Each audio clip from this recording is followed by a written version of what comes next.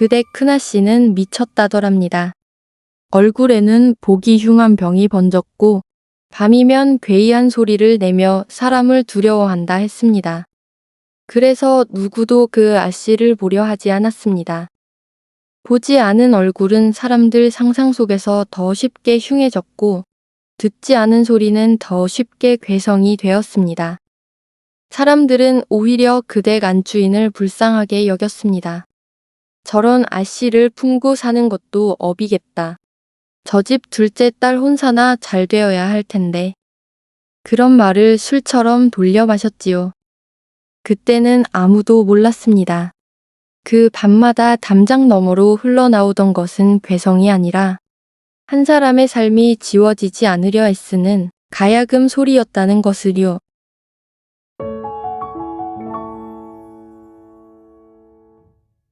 서문관이 집을 떠나 청으로 먼 길에 오른 날은 봄 끝자락이었습니다. 짐을 챙기는 하인들의 발소리와 말소리, 안채마루에 내려앉은 햇빛까지도 분주했지요. 그날 서문관은 부인 최 씨를 다로 불러 당부했습니다. 전처소생인 연희가 마음에 걸린다고요. 이제 슬슬 홍기가 차니 허투루 보내지 말고 반드시 좋은 혼처를 보아달라는 말이었습니다. 최 씨는 걱정 마시라 대답했습니다. 자기 딸처럼 살피겠다 했습니다. 그 말은 참 살들하고 다정하게 들렸습니다. 서문관도 연희도 믿지 않을 수 없을 만큼요. 서문관이 떠난 뒤 최 씨는 연희를 불러다 앉히곤 좋은 혼처를 얻으려면 규수의 몸가짐이 더욱 엄해야 한다 했습니다. 잡소문 하나가 혼삿길을 망칠 수도 있으니 바깥 출입을 삼가고 사람들 눈에 잘 띄지 않게 처신하라 일렀습니다. 연희는 고개를 끄덕였습니다. 그것이 자기를 위한 말이라 믿어 의심치 않았지요. 그렇게 연희의 거처는 별채로 옮겨졌습니다. 하인들 그림자조차 잘 스치지 않는 집안에서도 가장 외진 곳이었습니다. 늦은 오후에 엷은 햇살만이 고요히 스며드는 별채에서 세상과 동떨어진 채 연희의 존재는 서서히 희미해져 갔고 그 자리를 알 수 없는 소문들이 대신 채워갔습니다. 어떤 이는 연희가 괴상한 병증을 앓고 있다 했고 어떤 이는 연희가 밤이면 광증이 도져 발작을 한다 했습니다. 최 씨는 그런 말을 굳이 막지 않았습니다. 가끔은 한숨까지 섞어 덧붙였습니다. 병도 병이지만 그 충격으로 마음까지 상한 것 같다고. 너무 가엾어 남들 눈에 보이고 싶지 않다고요. 사람들은 혀를 찼습니다. 그 집 안주인이 참 마음고생이 많겠다고 했지요. 그렇게 연희의 얼굴은 점점 사람들 기억 밖으로 밀려났습니다. 그 자리에 대신 들어앉은 것은 병과 광증과 괴성의 소문이었습니다. 하지만 별채 안의 연희는 소문과 조금도 같지 않았습니다.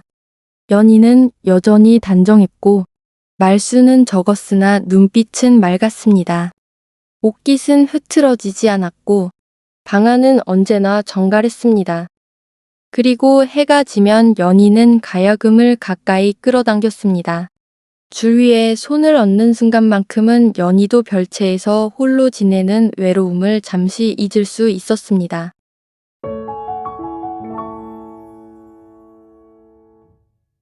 윤지연이 그 길을 처음 지난 것은 초여름 어느 저녁이었습니다. 바람이 젖어 있었고 담장 아래 풀냄새가 진했습니다. 지연은 벗들과 헤어진 뒤 느릿한 걸음으로 집으로 돌아가고 있었습니다. 그때 어느 집 담장 너머에서 희미한 소리가 흘러나왔습니다. 처음엔 바람이 문풍지를 건드리는 소린가 싶었지요. 하지만 곧 알 수 있었습니다. 그것은 줄을 퉁기는 소리였습니다. 흐릿했지만 흐트러지지 않았고 멀었지만 온전히 와닿았습니다. 지연은 발을 멈추고 가락을 귀에 담았습니다. 그날 이후 지연은 몇 번이고 그 길을 다시 지났습니다. 지는 해가 하늘을 붉게 물들일 무렵도 있었고 달이 서늘하게 떠오른 무렵도 있었습니다. 소리는 어떤 날은 길었고 어떤 날은 아주 짧았습니다. 지연은 소리가 나던 집에 대해 알아보았습니다. 그 집엔 규수가 둘이라 했지요.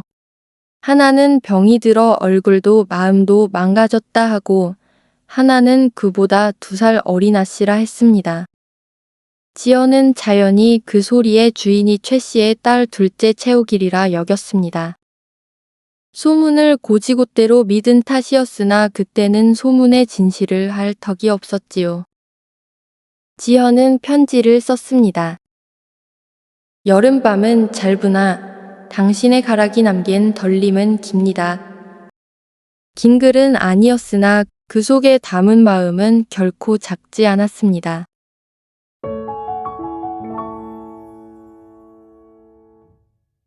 채욱은 담장 가까이 떨어진 편지를 줍고 어리둥절했습니다. 자기 앞으로 온 글이라 여길 까닭도 없었고 무슨 연유인지 감도 잡히지 않았습니다. 그래서 그대로 어머니 최 씨에게로 가져갔습니다. 최 씨는 편지를 읽는 순간 낯빛이 달라졌습니다. 이것이 누구를 향한 것인지, 그 집에서 밤마다 가야금을 타는 사람이 누구인지, 누구보다 잘 아는 사람은 다름 아닌 최 씨 자신이었기 때문입니다. 최 씨는 곧장 하인을 불러다 추궁했습니다. 누가 보냈는지, 어느 집 심부름인지, 어찌 이리 몰래 넣고 간 것인지. 하인은 안주인 최 씨의 위세에 금방 입을 열었습니다. 윤진 사댁 사람이 다녀갔다고 말입니다. 그댁 자제가 번듯한 용모에 글과 약을 두루 익힌 전도 유망한 도령이라는 건 굳이 덧붙일 필요도 없었습니다. 이 고을에서 윤지연을 모르는 사람은 없었으니까요. 순간 최 씨의 마음속에서는 무언가 뜨겁게 끓어오르다 차갑게 가라앉았습니다. 문득 이건 좋은 기회라 생각됐습니다. 최 씨는 편지를 들고 별채로 향했습니다. 연희는 계모가 직접 찾아온 것을 의아하게 여기면서도 반가워했습니다. 최 씨는 드물게 부드러운 얼굴로 앉아 연희 앞에 편지를 내밀었습니다. 좋은 혼담이 들어왔는데 그댁 도령이 연희의 가야금 연주를 듣고 먼저 마음을 전해온 것이라 했지요. 연희의 얼굴이 붉게 물들었습니다. 자신의 소리를 알아주는 사람, 자신의 소리를 귀히 여겨주는 사람과 혼례를 올릴 수 있다는 사실에 연희는 가슴이 설렜습니다. 이제 혼인할 사이이니 잘 화답하라는 최 씨의 말에 연희가 종이를 펼치고 붓을 들었습니다. 흩어지는 줄로만 여겼던 가락이 닿을 곳이 있었으니 제 마음 또한 그제야 머물 곳을 얻었습니다. 연희가 처음으로 누군가에게 마음의 문턱을 낮춘 수줍은 화답이었습니다. 최 씨가 그 답장을 눈으로 훑으며 흡족한 듯 미소를 지었습니다. 그날부터 최 씨는 2사람의 서신을 직접 주선했습니다.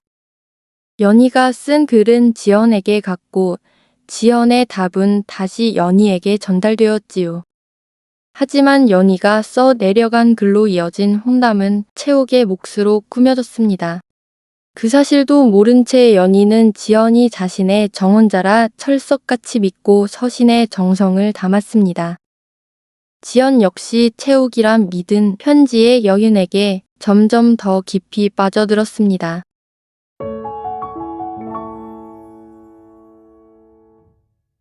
최 씨가 남몰래 연희를 미워한 까닭은 단순하지 않았습니다. 최 씨가 못마땅했던 건 연희의 어머니가 죽고 난 뒤에도 여전히 자신이 그 자리를 온전히 차지할 수 없다는 것이었습니다. 사람들은 여전히 안타깝게 세상을 떠난 연희의 어머니 이야기를 했습니다. 그 곱고 인자하던 여인을 그리는 서문관의 마음도 모르지 않았습니다. 아니, 모를 수 없었지요. 그런데 연희가 자라면서 죽은 그 어미의 얼굴과 눈빛과 손끝이 다시 살아난 것만 같았습니다. 특히 가야금을 탈 때면 더욱 그랬습니다. 최 씨는 연희의 모습을 볼 때마다 죽은 사람이 다시 자기 앞에 되살아난 듯한 불쾌함과 패배감을 견딜 수 없었습니다. 여기에 윤지헌과의 혼담까지 더해지자 최 씨의 질투는 탐욕으로 변했습니다. 저 혼담이 연희가 아닌 채옥의 것이 된다면, 그렇게만 된다면 무슨 짓이든 할 수 있을 것 같았습니다. 최 씨는 결심했습니다. 연희는 더 이상 살아 있어서는 안 된다고.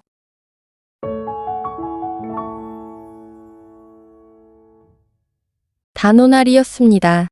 창포 냄새가 곳곳에 번지고 그네를 매단 나무 아래엔 웃음꽃이 피었습니다. 연희는 여느 때처럼 단정한 매무새로 서책을 읽고 있는데 최 씨가 찾아왔습니다. 오늘은 단오날이니 간만에 바깥바람을 쐬고 오자는 것이었습니다. 그리고 손수 자기 쓰개 치마를 내주었습니다. 연희는 최 씨의 마음 씀씀이에 감사한 마음으로 쓰개 치마를 받아들고 선선히 최 씨 뒤를 따라 나섰습니다. 사람들은 그날 최 씨와 함께 나선 연희를 보았습니다. 쓰개 치마로 얼굴이 거의 가려져 있었기에 다들 큰아씨일 거라 여겼지요. 안주인이 저리도 살들이 챙긴다며 혀를 찼습니다. 물가 가까이는 인적이 없었습니다. 그네 타는 웃음은 저 멀리 희미했고 가까이서는 물이 돌틈을 스치는 소리만 세차게 이어졌습니다. 최 씨는 창포를 더 가까이서 보라며 연희를 앞세웠습니다. 그리고 그 순간 연희의 등으로 큰 힘이 밀려왔습니다. 연희의 몸은 속절없이 앞으로 쏠렸습니다. 두 팔이 허공을 잠깐 헤맨 뒤 손끝에 걸린 것은 놀이개 장식이었습니다. 곧이어 차가운 물이 온몸을 덮쳤습니다. 세찬 물살에 연희는 숨이 막혔습니다. 자신이 떨어진 자리에 선 최 씨가 어렴풋이 보였습니다.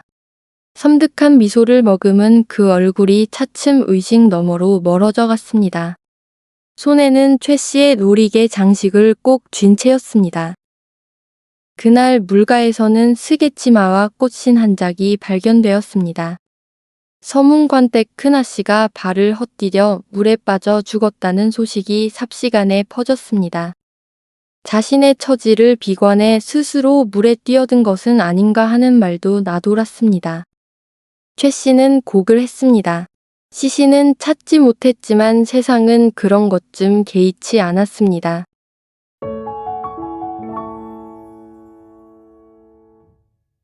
연희는 고을에서 한참이나 떨어진 강하류에서 발견되었습니다.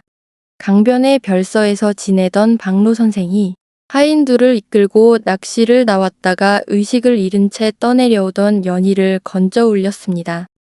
기절한 여인이 누군지 알 수 없었지만 차림새로 미루어 양갓집 규수임이 분명했지요. 박로 선생은 별서로 의원을 불렀고 연희는 사흘 만에야 눈을 떴습니다. 의식을 잃기 전 기억은 도렷했습니다. 등을 떠밀던 힘과 섬뜩하게 웃음이 번지던 계모의 얼굴, 놓칠세라 힘껏 손에 쥐었던 놀이개 장식. 박로 선생은 연희의 신원을 확인하려 했습니다. 그 과정에서 연희는 비로소 세상에 퍼진 여러 소문을 알게 되었습니다. 자신이 피부병을 앓아 얼굴이 망가지고 광증이 도져 밤마다 괴성을 지르며 발작을 일으키는 여인으로 알려져 있다는 것. 그리하여 혼삿길이 막힌 전처 딸을 계모인 최 씨가 힘겹게 돌본다며 사람들이 최 씨를 가엾게 여겼다는 것. 윤진사댁 도령과 혼담이 오가는 것은 자신이 아니라 동생 채옥이었다는 것. 돌아가겠느냐는 박노 선생의 물음에 연희는 고개를 가로저었습니다. 노 선생은 더 말없이 연희를 별서에 머물게 했습니다.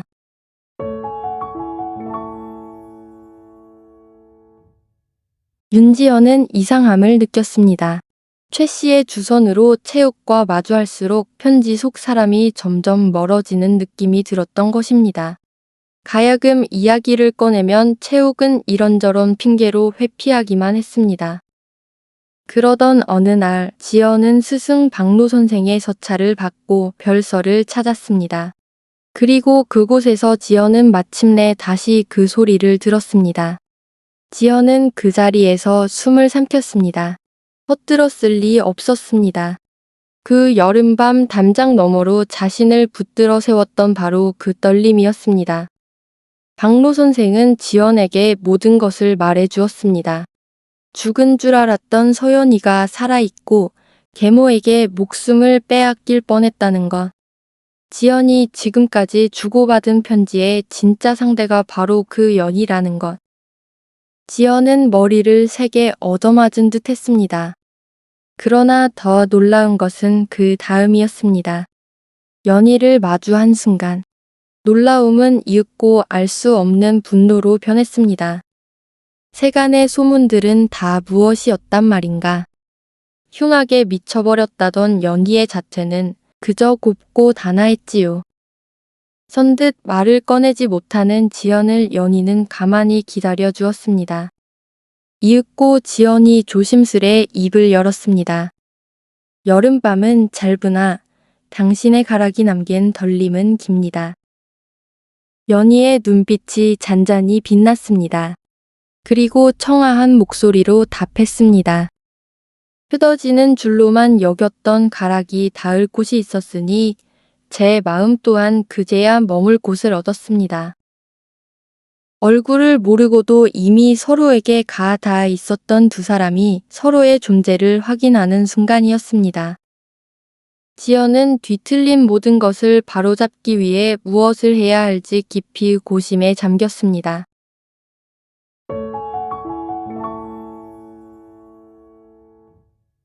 지연은 체육과의 혼담을 끊지 않았습니다. 일사천리로 혼례 날이 정해졌지요. 최 씨는 일이 제 뜻대로 흘러가자 흐뭇함을 감추지 못했습니다. 혼례 날이 밝았습니다. 서문권댁 사랑마당에 차일이 쳐지고 병풍이 세워졌으며 탁자가 놓이고 붉은 보가 깔렸습니다. 사람들은 일찍부터 모여들었습니다. 친척, 이웃, 호기심 많은 마을 사람들, 그리고 잔치 음식을 거두는 하인들까지 집은 활기로 가득했습니다. 큰아씨의 애군을 딛고 둘째 아씨의 혼사가 이루어지니 참으로 더 없는 경사라고 사람들은 더 들어댔습니다. 어떤 이는 그간 마음고생이 많았던 최 씨가 복을 누리는 건 당연하다고 했습니다. 최 씨는 살뜰히 손님을 맞으며 잔칫날 기쁨을 만끽했습니다. 대문 밖에서 소란스러운 소리가 들려오자 사람들은 신랑 행렬이 당도하였는가 하여 고개를 빼들었습니다. 그런데 거친 발소리와 함께 마당으로 들이닥친 건 포졸들이었습니다. 포졸 하나가 큰 소리로 이 집 안주인 최 씨를 추포하라고 소리쳤습니다. 영문을 알 수 없는 상황에 최 씨는 목소리를 높이며 오늘이 어떤 날인 줄 알고 이토록 무엄하게 구느냐 따져 물었습니다. 포졸은 물러서지 않고 죄목을 도렷하게 읽어 내려왔습니다. 서문관의 첫째 여식 서연이에 대한 살인미수라고 했습니다. 마당에 모인 사람들은 제 귀를 의심하며 술렁대기 시작했습니다. 최 씨의 얼굴에서 핏기가 가셨습니다. 그러나 곧 이를 악물고 이미 죽은 사람을 두고 어찌 살인미수를 논하느냐며 애써 태연하게 굴었습니다. 그때 사람들 뒤편에서 소란을 가르듯 맑은 목소리가 들려왔습니다. 자신이 죽지 않았음을 알리는 연희의 목소리였습니다. 연희가 최 씨 앞으로 걸어 나와 쓰기치마를 벗자 사람들은 이게 무슨 영문인가 어리둥절한 얼굴로 서로를 바라보았습니다. 그러나 이내 그 표정은 하나둘 놀라움으로 바뀌어 갔습니다. 죽은 서문관의 전철을 쏙 배닮은 모습, 이 댁의 큰아씨가 틀림없었습니다. 웅성임이 파도처럼 마당을 뒤덮었습니다. 최 씨는 연희를 보고 믿을 수 없다는 듯 뒷걸음질 쳤습니다. 분명 죽었을 터인데 내 손으로 물에 빠뜨렸으니 살아있을 리가 없는데 최 씨는 마치 귀신이라도 본 양 중얼대더니 더 말을 잇지 못하고 입술만 달싹이다 맥없이 털썩 주저앉았습니다. 마당 한가운데에 선 연희가 그동안의 일을 차근히 밝혔습니다. 말을 마친 연희가 손을 펼쳐 보이자 햇빛 아래에서 놀이개 장식 하나가 번득였습니다. 연희가 강물에 빠지면서 잡아챈 최 씨의 것이었습니다. 포졸들이 우악스럽게 최 씨의 몸을 억지로 일으켜 세우고는 그대로 끌고 갔습니다. 채욱은 그 광경을 끝까지 지켜보지 못했습니다. 연희가 내보인 놀이개 장식이 어머니 최 씨의 것임을 누구보다 잘 아는 채욱이었습니다. 그렇게 정신을 잃고 쓰러진 채욱은 며칠간 열병을 앓더니 끝내 다시 눈을 뜨지 못했습니다. 사람들은 혀를 끌끌 차며 수군댔습니다. 어미가 지은 죄가 끝내 그 딸에게로 돌아간 것이라고. 남의 삶을 짓밟고 거머쥔 행운은 오래가지 못하는 법이라고.